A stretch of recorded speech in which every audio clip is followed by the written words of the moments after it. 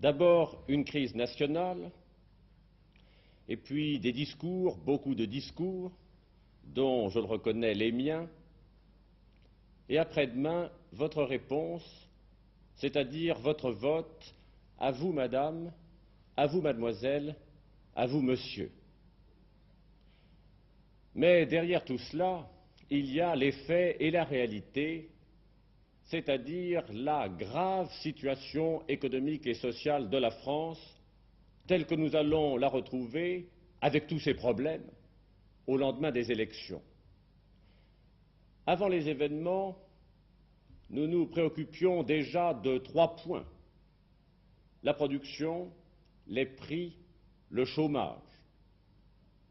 La secousse du mois de mai n'a résolu aucun de ces problèmes, elle les a aggravés. La production a été stoppée pendant 3 semaines. La perte que cela représente pour vous, car la richesse des Français, ce n'est pas autre chose que ce qu'ils produisent, cette perte suffit à annuler tout le progrès que nous pouvions espérer pour 1968. Du point de vue de l'expansion, 1968 sera une année gâchée pour la France. Au lendemain des décisions concernant les revalorisations, on assiste déjà aux premières hausses de prix. C'était prévisible. On a bien senti que ces décisions n'étaient pas raisonnables.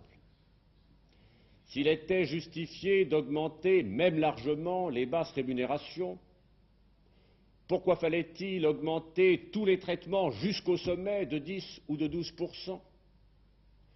N'eût-il pas été plus sage, après avoir augmenté les basses rémunérations, de se limiter pour la partie hiérarchisée au pourcentage qui pouvait être supporté sans dommage pour les prix? Qui paiera? Les consommateurs? Les contribuables? Les deux? Il faut répondre.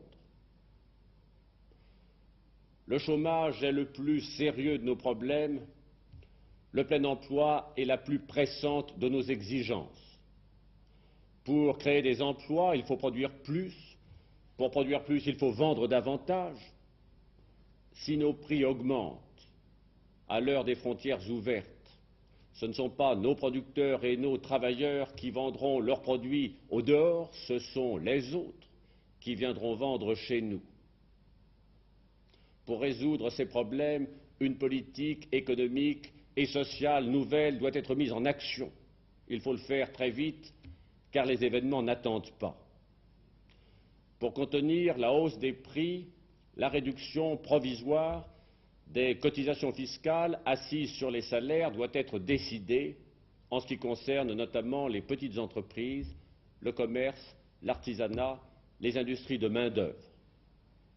Un grand emprunt d'État doit recueillir les liquidités excédentaires et couvrir le déficit du budget. Une partie pourrait en être affectée à des dépenses non inflationnistes, telles que le logement social et l'équipement productif des entreprises. Seul un véritable bond de productivité, organisé sur 2 ans, peut nous permettre d'absorber la secousse et de maintenir les avantages sociaux qui viennent d'être décidés. Cette politique devra comporter nécessairement des mesures concernant l'agriculture, c'est-à-dire la parité du revenu agricole. Car il serait singulièrement injuste qu'une catégorie qui n'a participé en rien au désordre du mois de mai en paie le prix le plus élevé.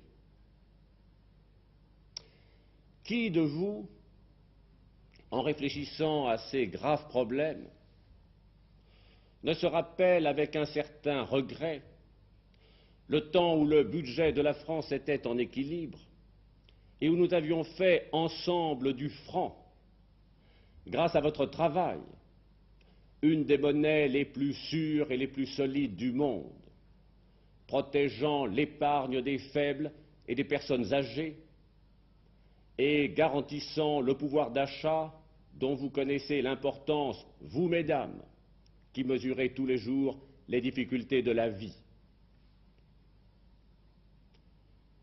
La France est comme quelqu'un qui a eu un accident et qui attend sur le bord de la route, le bras cassé, que quelqu'un lui montre le chemin et l'accompagne. Pour lui montrer le chemin, vous choisirez entre les deux voies encore ouvertes, l'ordre et le désordre, en votant pour des hommes qui se sont prononcés sans équivoque pour la légalité dans les heures troubles et qui soutiennent l'action du président de la République élu au suffrage universel.